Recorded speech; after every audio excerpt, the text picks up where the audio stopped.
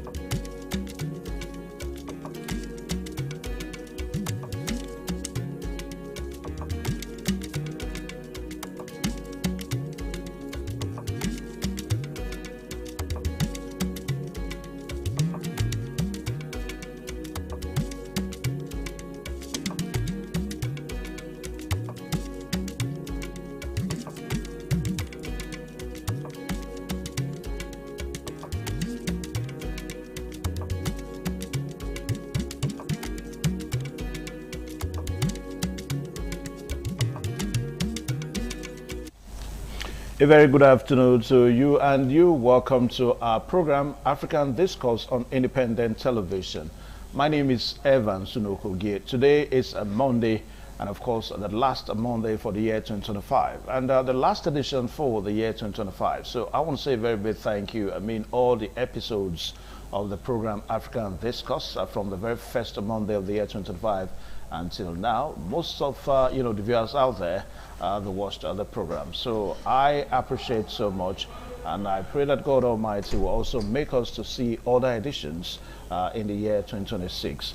Well, today on the program African Discourse, we're going to be starting with major political happenings in Africa in the year 2025. I mean, the elections that we saw, and of course the coup that we saw. Well, some were alleged to have been fabricated, while some actually came through. As we speak now, we still have one or two nations, even up till about 4 nations, that the military junta took over the democratically elected governments in those nations, the likes of Democratic Republic of Congo and even Mali. We saw how the military junta took over those nations, and of course how the military rule is in those nations as we speak. Then it was in the year 2025 that we saw the ECOWAS became 50 years of ECOWAS, and we also saw that. Then also we also saw the election of Cameroon, whereby the oldest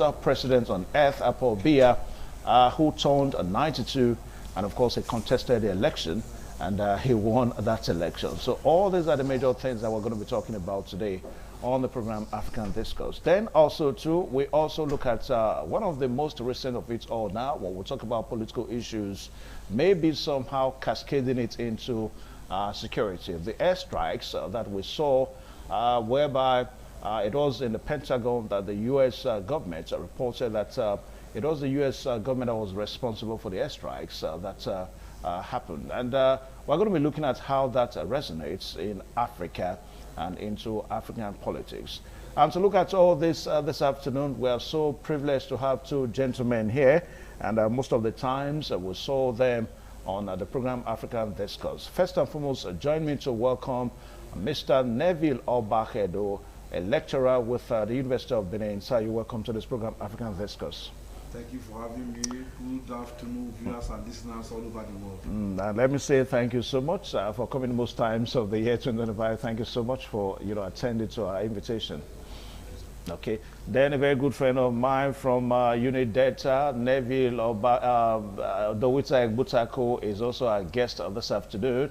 And a couple of times we saw him via Zoom when he had to join us from Unit Delta in Agbo. He's an international conflict resolution expert and also a public affairs analyst.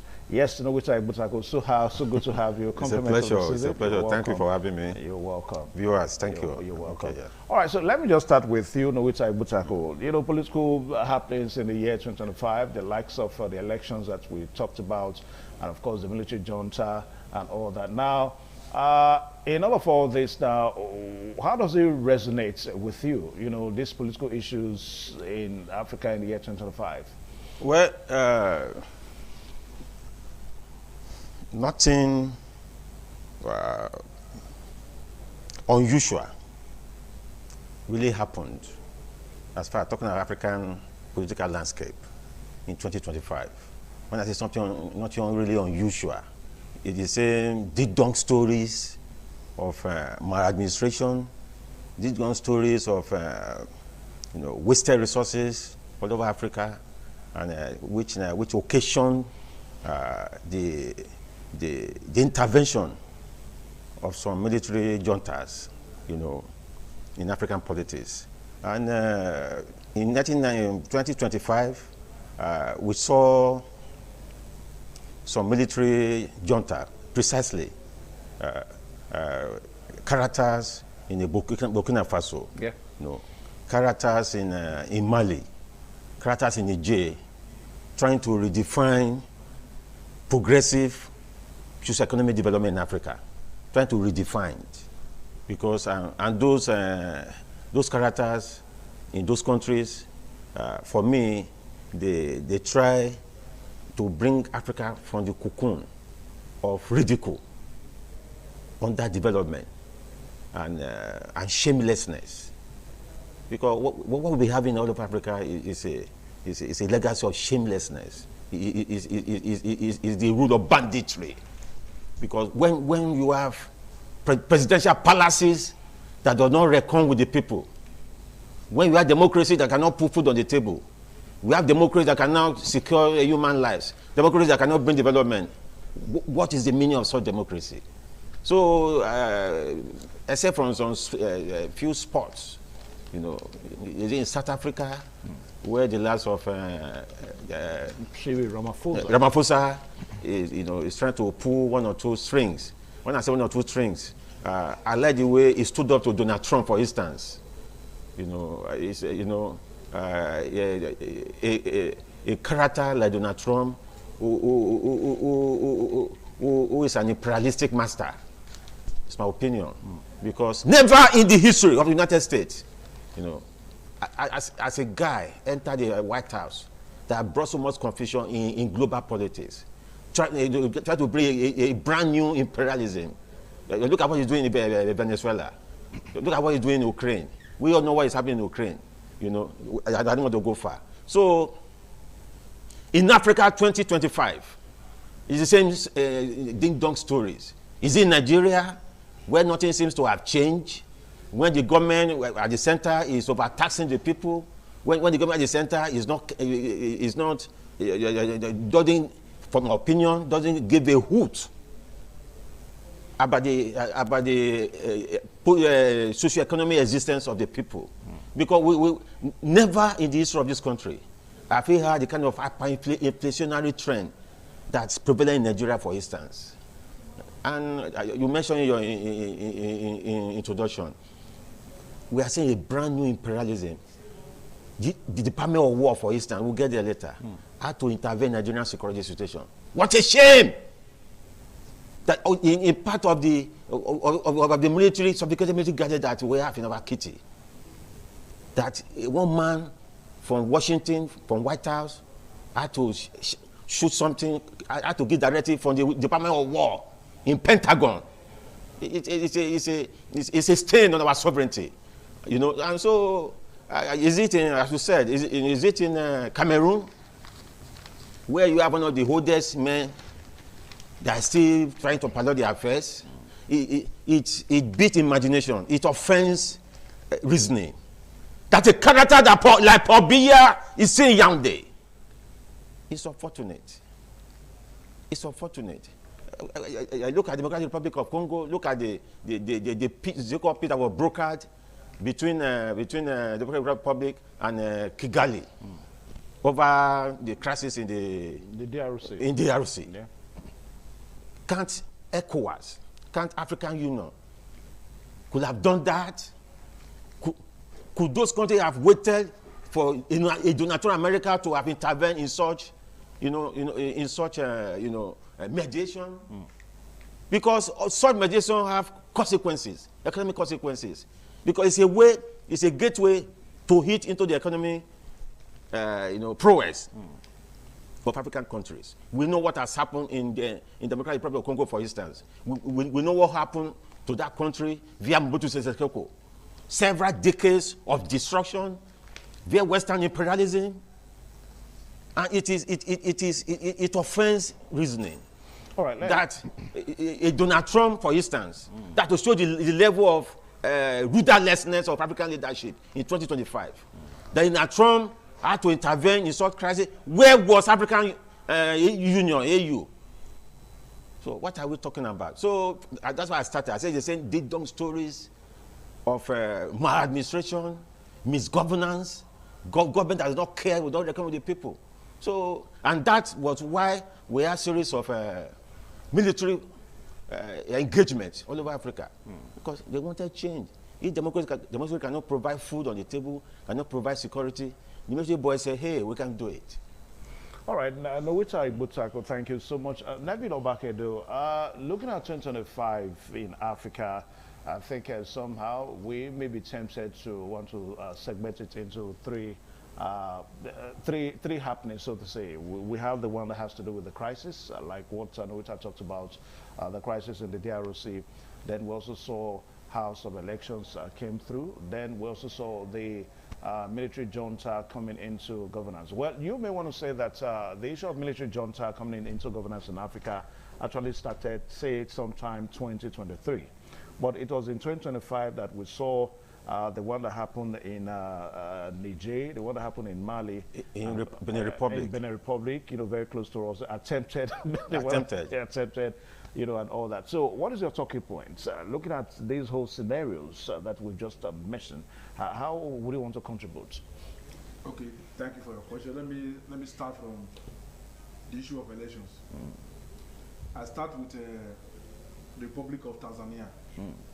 Tanzania conducted an election around October. The president that was there, that died in the office, John Magufuli, he was the 5th president of Tanzania after Mwalimu Julius Nyerere. Then we had Ali Hassan Mwinyi. Yes. Then we have Joseph Ukapa. Then we have Jakaya Kikwete. Then we have John Magufuli. Then the vice president under John Magufuli is Mrs. Suluhu Hassan from Zanzibar. She was vice president. Then when Magufuli died, she became president. Now, the people of Tanzania have usually conducted peaceful elections, peaceful transition from one party, from one government to another.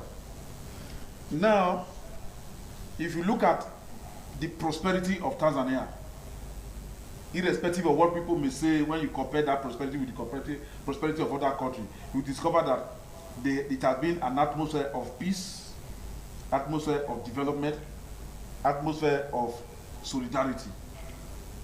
Now, because there was threat to the position of the incumbent president, you see the kamikaze that took place, the manipulation of the election, the killing of people who protested, and the arrest of those who protested.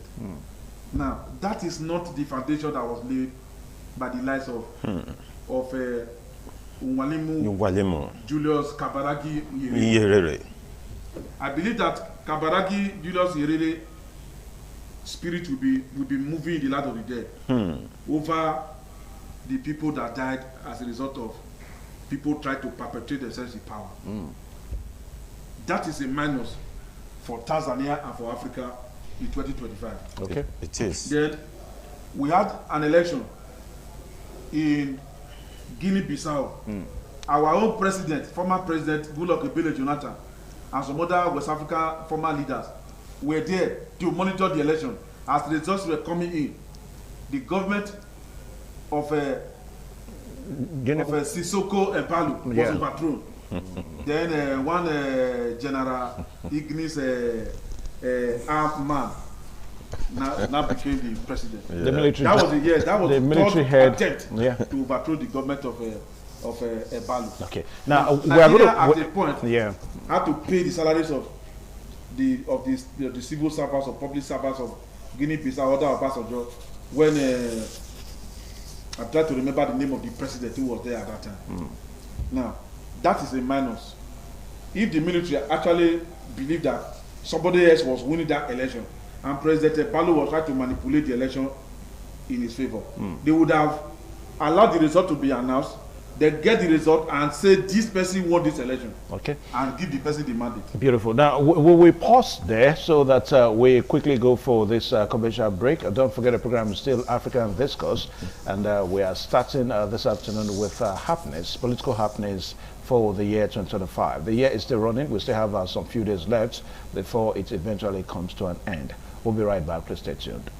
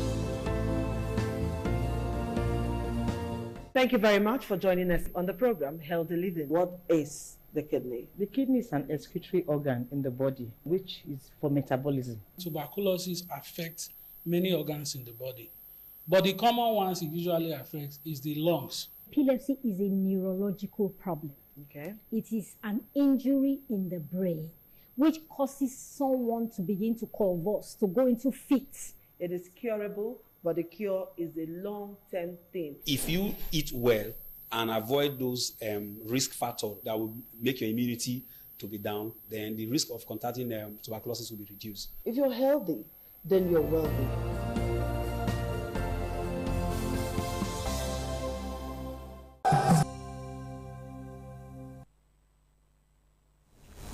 All right, thank you one more time. The program's still on your television, African Discourse, and we still have a guest here. Neville Obakedo is right here with us, and also Nwita Igbutako. Now, Neville, a while ago, you were talking about the election, the one that happened in Guinea-Bissau, whereby Mbalo, was alleged to have orchestrated the coup that we saw, and how he moved to Sudan, to Senegal, then later to Congo, Brazzaville, and all that. So, can you continue on that now? Then I said that is a minus for democracy and for sustainable development in Guinea-Bissau. Okay. Then we go to Guinea-Conakry. In 2021, Colonel Mamadou Doumbouya overthrew the government of Alpha Condé. He accused the man of manipulating the election and the electoral process and was persecuting the opposition. Today, the man is about to transmit from military dictatorship Wow. to civilian presidency. Yesterday, December 28th, there was a general election where many people were supposed to contest that election. Key opposition leaders were banished out of the country. And so the election was conducted with a very weak opposition. And Guinea Conakry is going to go back to the era of Lassana Conte, the man who took over the government of Guinea when the burial of independence president Ahmed Sékou Touré was being organized at the National Stadium. Yes. The man overthrew the government. And when his own burial was also being conducted, Didi Camara also overthrew the government of Guinea. And so you see the circle. The prosperity that Guinea enjoyed in the era of Ahmed Sékou Touré. Lassana Conte came to thwart it. Wow. Didi Camara came to thwart that one. And today, Mamadi Daboya is doing the same thing. Wow. That is again a minus for Africa and a minus for Guinea. But there is something that is positive about elections. In Malawi, President Lazarus Chakwera contested the election with former President Peter Mutharika. And the election, after the rerun and all the things that took place, former President Peter Mutharika came back again to become president. That's a pity for democracy. So that is a plus for Malawi. The same country that was held bound by Esti Kamuzu Banda many years ago. Now another election was conducted in Central African Republic. The president of Central African Republic, Faustin Todera, if that's the correct name. This man, because of the election that took place this year, and because he want to run for a third term, the man amended the constitution for a third term, and now there's no limit So for the presidential. So the man can be president just For like, life. just like Paul Biya. yes, Paul Biya, just like Paul Kagame and several other African leaders who want to remain in office forever. Again, that is a minus. The democracy is number one, a game of number, a game of freedom of speech, a game of fundamental human rights. All right, so what we're saying that it's been some plus and some minus politically in Africa in the year 2025. Yes. Okay. There are so many other we cannot mention, but we need to measure other things. We have said something about a military coup d'etat attempt in Benin Republic. In Benin Republic. Yes, in Nigeria here, we are aware that some officers are being interrogated. Being investigated. Yes, for another fake coup. Yes.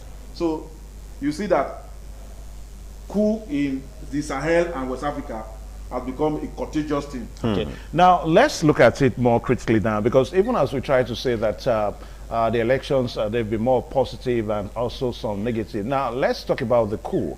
I mean, Ibrahim Traore is one person that almost the whole world is praising now. Now, can we say that the advent of Ibrahim Traore, even as a military junta, as a military head of state, as it were now, is it a plus for leadership in Africa or a minus? No, which I go. It's a fantastic plus. The military junta. Fantastic. The military junta. Yeah, because in a situation, as I said earlier, when so-called democratic rulers could not provide leadership, could not provide development, could not develop good governance, what do you call that kind of democracy?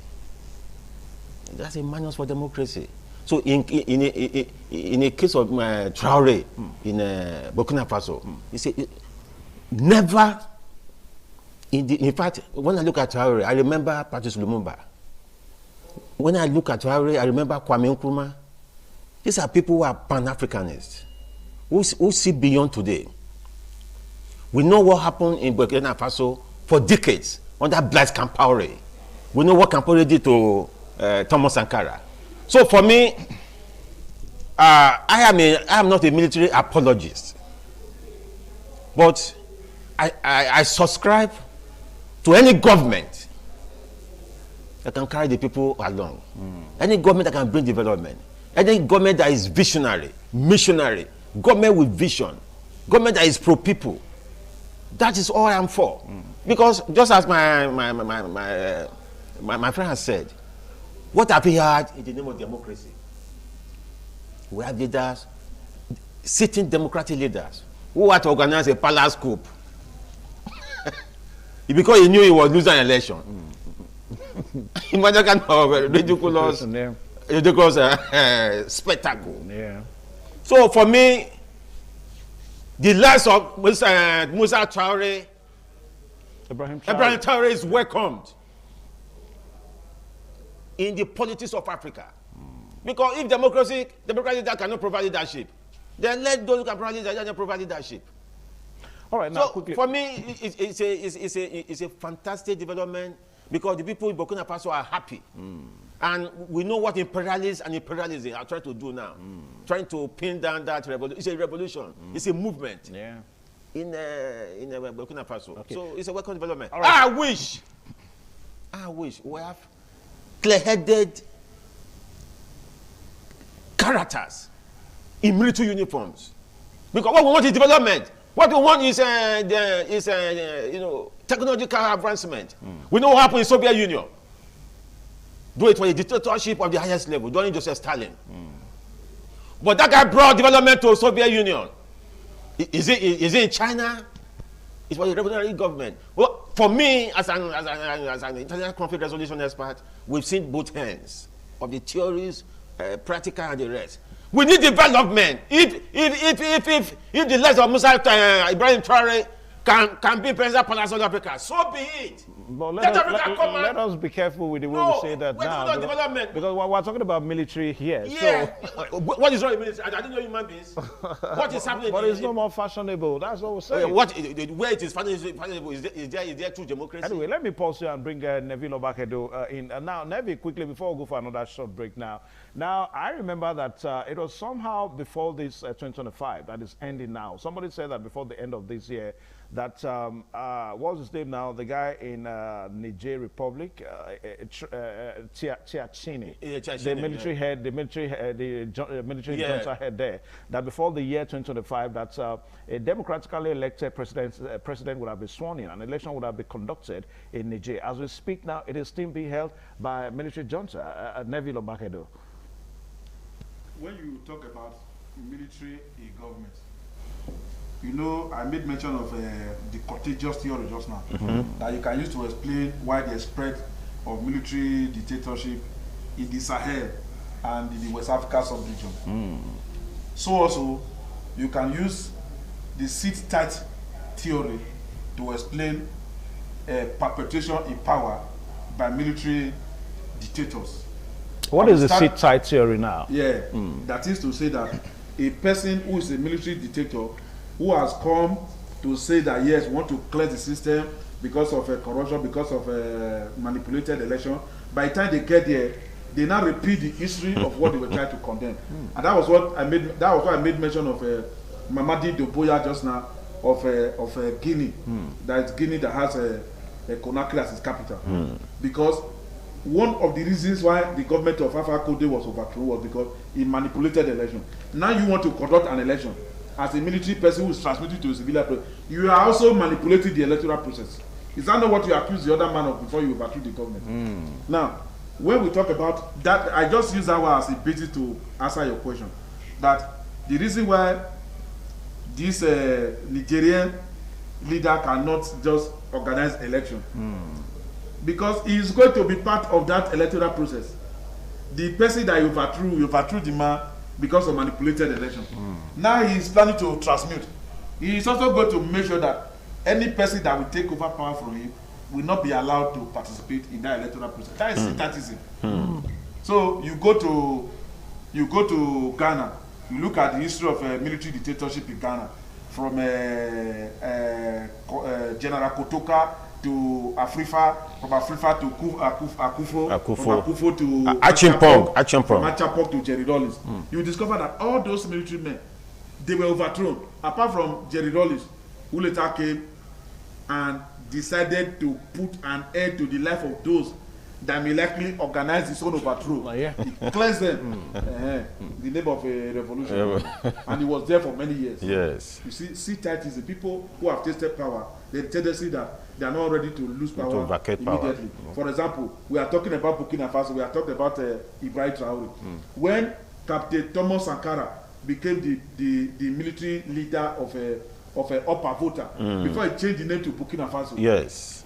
He had a friend who was in second in command, Captain Blaise Compaoré. Now, I don't know the reason why Compaoré overthrew the government, but I believe that he was used to overthrow the government because that government was nationalistic. That government was pan-Africanist. Wow. And the man was trying to transform the country and make the country a better place, a land that was flowing with milk and honey. Okay. He overthrew this man, killed the man, and then became president. For many years, he was organizing elections and perpetuating himself in power until there was what I refer to as citizenship competitiveness that made him to leave the country. Okay, all right, we'll take a pause here now because we don't need to go for this commercial break. Viewers out there, the program is still African Discourse, and we are trailing major political happenings in Africa in the year 2025. You can see that it's building up. So we'll take a short break now. Then when we return, we're going to be looking at other major happenings too. It is in this year 2025. We are still in 2025 now. It is still in this year 2025 that we saw ECOWAS, an economic bloc in West Africa, became 50 years. And also too, we also saw the AFCON that is going on now, the African Nations Cup, being hosted by Morocco. We saw a protest, the protest known as the Gen Z protest in Morocco. Yes. It was also in this year 2025 that it happened. Then also too, the recent one that seems to be most recent now, the airstrikes, the one that happened in Nigeria. Talking about the U.S. after several warnings to the Islamist militants and all that, terrorists and all that, several warnings, eventually the U.S. had to, issue airstrikes in Sokoto, thus in one of the northwestern states of Nigeria. So we're going to be looking at all that and see how other African nations are resonating, particularly with these recent airstrikes in Nigeria. We'll be right back. Please stay tuned.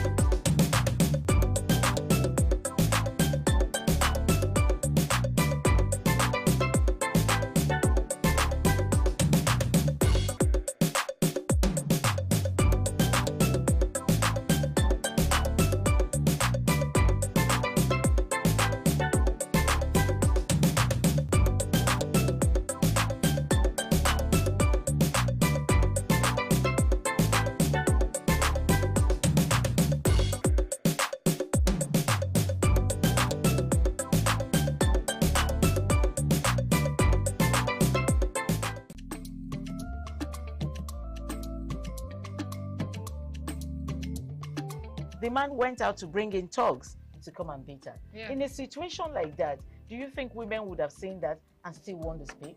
Really, we're talking That's what I said. So when they bullied her, Yeah. if she's not bold enough, she will shut up. What is your advice for girls out there that are so desperate to be married? We women, we have to be really intentional about our parenting. If you know a child is being abused, or you see signs, a bruise or it has to be investigated. People barely even breathe when they are going for a shrebi and something. Party. You have to be They smart. can't sit If down. you see where they are dressing them up or dragging on both sides, you cannot you cannot breathe. And these women will stay in those events for hours just to keep up with that beauty trend. Is that healthy? That's not healthy. I am Patricia Uremu Gabriels, and we're reaching you live from our Lagos Network studio.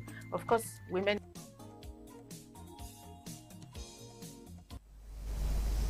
All right, thank you one more time. The program still on your screen, on your television, independent television. The program African Discourse with Evan Sunokogi, the very last edition for the year 2025. And hence, we are looking at major political issues in the year 2025. Gentlemen, now there are various issues to talk about, but we'll just highlight them as they come along. We'll pick them one after the other. Perhaps let's start with the protests in Kenya. You know, we saw that protest. It was sometime, I think, at the beginning of the year that we saw that protest. Yes. Then we also saw some other. Let's start with that protest at first. Neville Obakedo. Now, how would you want to react to the protest, the one that happened in Kenya, the one the Kenyans came out, and also it was also in this year 2025 that we saw Ghana, Nigeria must go. you remember that word, Nigeria must go, as against what happened about 43 years ago, whereby it was Ghana must go. So it was in this 2025 that we saw Ghanaians protesting, asking Nigerians to leave Ghana because of the alleged atrocities that were said that were being committed by Nigerians in Ghana. Neville, let's start with the protest in Kenya. It was as a result of bad governance and all that Kenyans came out to protest. Neville Obakedo. First and foremost, even if a man is elected president of a country, or a man is elected governor of a state, or a man is elected local government chairman, local government area chairman of a local government, you are supposed to engage your citizens, those that you are governing, in terms of your policy options, so that they can make input. So I'm surprised that in Nigeria, it's difficult for you to see a president organizing town hall meetings. The highest they can organize is a media chat, where they are to determine who should participate in the media chat. They are supposed to organize town hall meetings, where they are going to break down the budget for people to set agenda for them in implementing their policies that they have set up in their budget. It is missing. And so the government of Kenya, President Ruto decided to take IMF loan, devalue their currency, and raise taxes and make life difficult for the people of Kenya. And because the youth of Kenya, they are active audience, participative audience, they saw that this man was going to mortgage their future for policies that did not originate from Kenya, and we're not going to better the lot of the citizens and the economy of Kenya. And so they protested. But it pains me that while the protest was on, instead of the president to look inward and call his cabinet members and members of the parliament to talk to them to say, oh, let us see how we can address the complaints of the protestants, they had to unleash state terror on them. And several of them were killed before the man made a U-turn to say that they are no longer going to take the policy that led to the protest in the first instance. That is an avoidable and incalculable mistake on the part of Kenya. And it should not be only Kenya that we should be talking about when we talk about protest, because protest is coterminous with democracy, where people are dissatisfied about government policies. See, they cannot go to the parliament to go and be negotiating with the government. They come out. They come outside to protest, to register their displeasure with the policy or policies of government. And now, a policy of government can be electoral policy, using state machinery to manipulate elections, and like the case I made mention of in Tanzania. Then when the people now come outside to say, this is not our mandate, you ask security men to kill them. You ask security men to brutalize them. You ask security men to arrest them. That is that in the area of Kenya. We talk about protest, and the way you talk about the Ghana must go. Let me say it here that the issue of Ghana must go, the issue of Nigeria must go. It was It was the government of Nkrumah. No, it's not Nkrumah. There was a government in Ghana. the government of Lima. In Ghana then? That was in 1983, 81, 82, 83. Ahmed Lima. That Nigeria must go in Ghana. And they drove Nigerians out of Ghana. No, that's a recent happening. No. I'm telling you of what happened before. I want to leak. Oh, it Nigeria happened? Must go. Yes. It happened, under Lima. So they had to send Nigerians away from Ghana. So when the government of Muhammadu Buhari and today Diago came to power, they also saw that Ghanaians were in every community. No, so you mean the concept of Nigerians must go it happened the second time? Yes, the second time. The concept of Nigeria must go happened the second time in Ghana recently. Recently. First of all, happened in Ghana. Before Nigerians asked Ghanaians to go. Yes. Oh. So in 1984, the Ghanaians were asked to leave Nigeria. As they were leaving their droves, there's one bag that they were buying. that became synonymous. Ghana must go. So now, if Nigerians are in any country, I expect Nigeria to obey the rules and regulations of that country. If it is difficult, if the rules and regulations of those countries are targeting Nigeria, I expect them to cry out to the Nigerian embassy or High Commission, and then the matter can be brought before ECOWAS for resolution. Now, I do not expect Nigeria to go to Ghana to go and be flouting the rules and regulations of Ghana. Okay. Now let me pause you so that Ghanaians now get angry and they now ask Nigeria to go. Okay. Now still talking about I wrote an article with a professor in my department some time ago. That article is titled Nigeria-Ghana Relation: Roots of Convergence and Point of Divergence. There we talk about how Ghanaians are not always happy when they see that Nigerians are prospering in their country. Yes. Yeah, but there are in South Africa. Yeah. Where South Africans will not target Nigeria. They will say because they know how to care for women, they carry their women, they do businesses, they thrive with their businesses, the employment that their old people will not take because the salary is minimal. Nigerians will take the job because they David, but let us be careful with when we say Ghanaians are not always happy to see Nigerians prospering. It's a fact of the matter. I wrote an article about it. It's a fact of the matter. But are you aware that there were accusations that were made by the Ghanaian authorities while they were asking Nigerians to leave? I've already alluded to that fact. Yes. So when you say Ghanaians are not happy, I do not expect Nigerians to go to Ghana and not obey the rules of Ghana as a republic or any other country. But I now say that I have it on good authority. If you check the internet, you will see that article there where Ghanaians use their policies to target Nigerians. It's written there. It's also online. You can check it. Anyway, away from that, because of other things we need to look at now. But Nowita, still talking about protests now. We also saw the Gen Z 2 protest. That's how it was characterized. The Gen Z 2 protest that came up sometime around June, July, whereby the Moroccan authority, they were preparing for this ongoing AFCON. I mean, they were building stadiums here and there in various states and cities in Morocco as against developments in Morocco. Then the youths came out, to protest. What's going on, gentlemen? You cannot be doing this at our own expense. So I want you to touch like that quickly. You are almost let the cat out of the bag. Yeah. The youth became resentful. Irate. Yeah. They became resentful. Yeah. They became volatile. They became uncomfortable. They became revolutionary. When they see a government that doesn't have agenda for them, a government that is trying to internationalize itself in the name of football. You know what it means to be the... But the question that was asked to that, the economic value, because whether I would like it or not now, the hotels in Morocco, they are filled up. I mean, the economic value that this AFCON is bringing to Morocco, don't you think that the youth would have thought of that? Is the government by the elite? Because in most of African countries, you have government by the elite, for the elite, and by the elite. No, we're talking about the economic value it brings, is given to the... Economic value, at the end of the day, who pockets the larges? Is it the unemployed youth?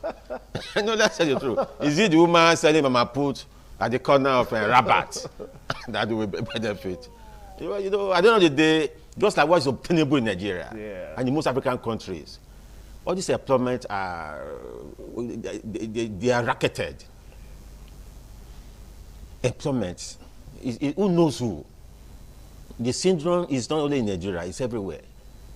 You talk of big stadium, big this and that. It's the children and offerings or politicians of the elite that will say, maybe the media jobs, those who are doing bricklaying, who are doing plumbing, who are building the stadium and things like that. But, okay, what made the youth to hit Rabat, the capital?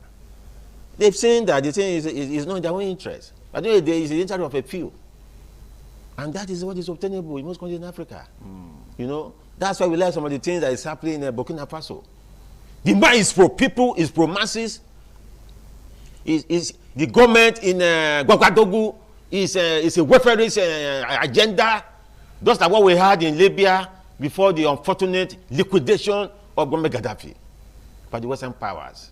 That was one of the saddest points in Africa. Okay. All right, so Neville Obahedo, it was in 1975 that we had the ECOWAS bloc, established, and definitely this year, 2025, it became 50 years old. Now, good enough that the ECOWAS is 50 years old, but something terrible, I don't know whether to use the word terrible, but something unprecedented happened.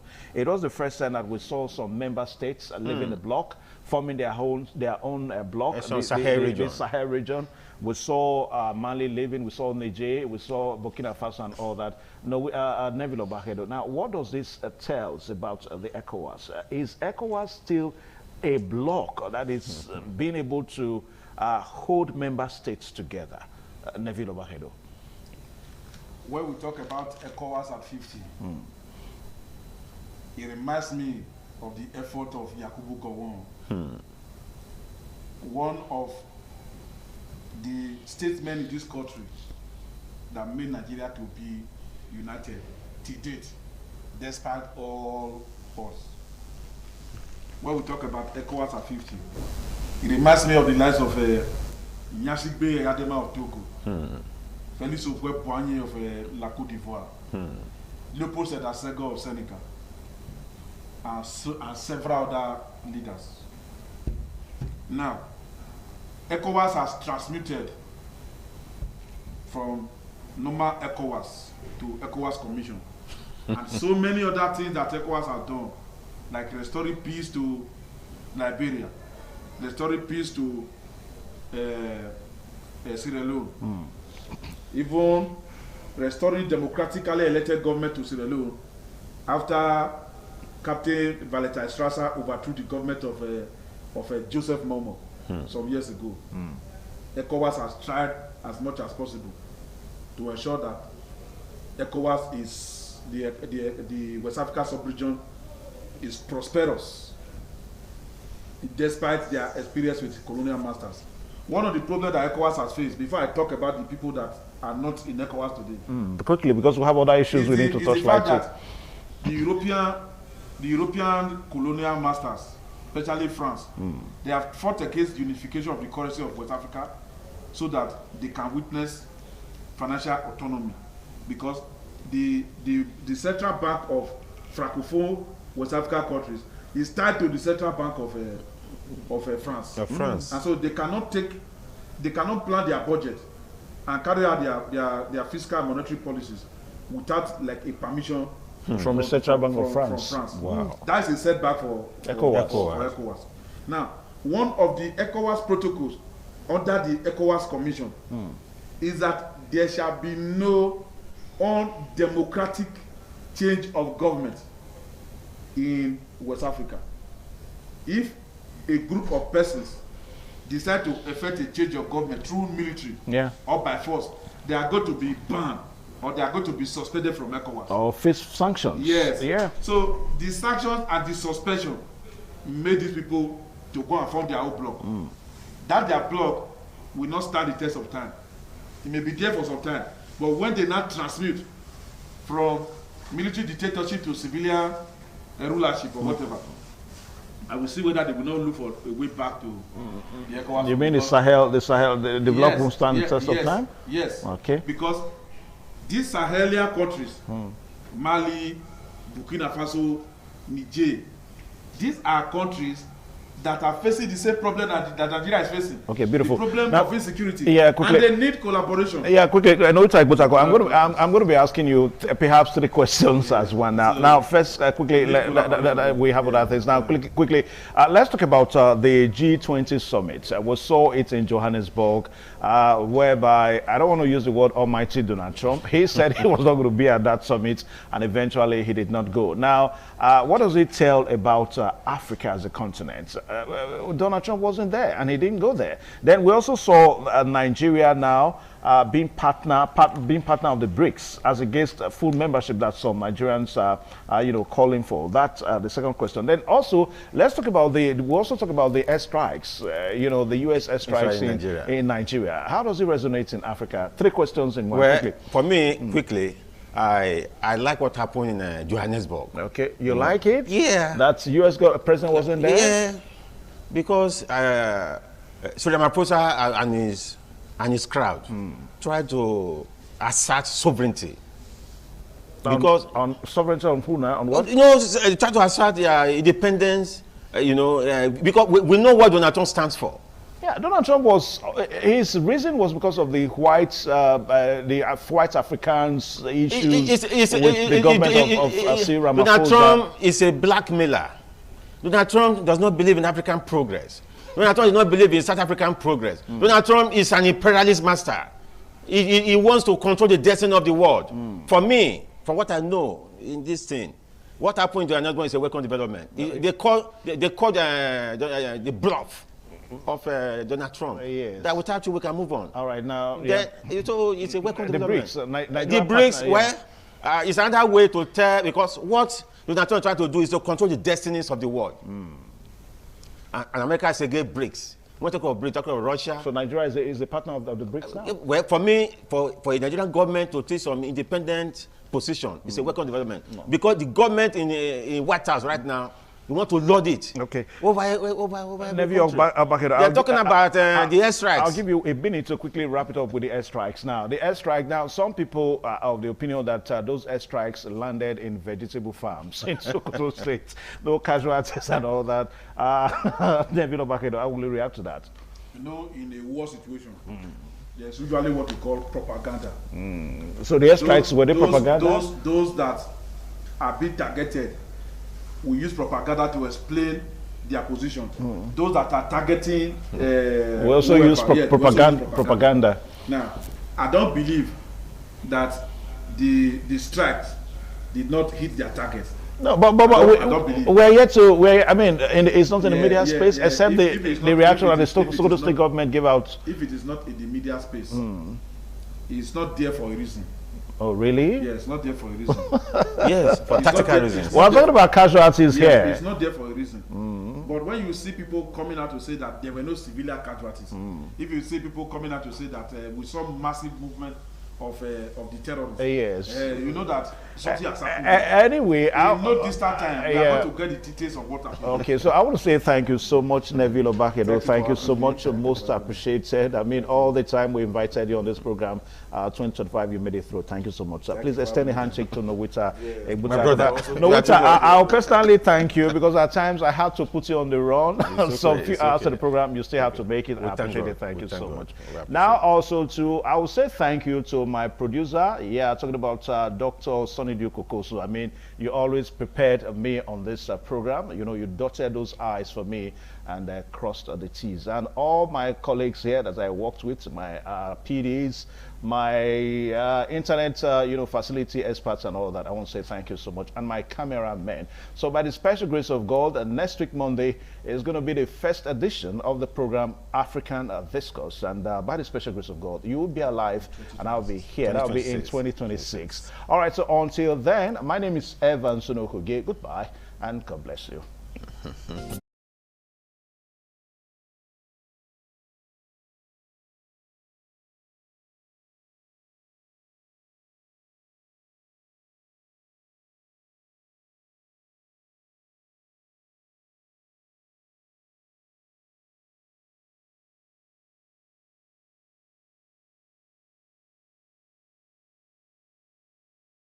Merry Christmas and a prosperous New Year from Independent Television and Radio.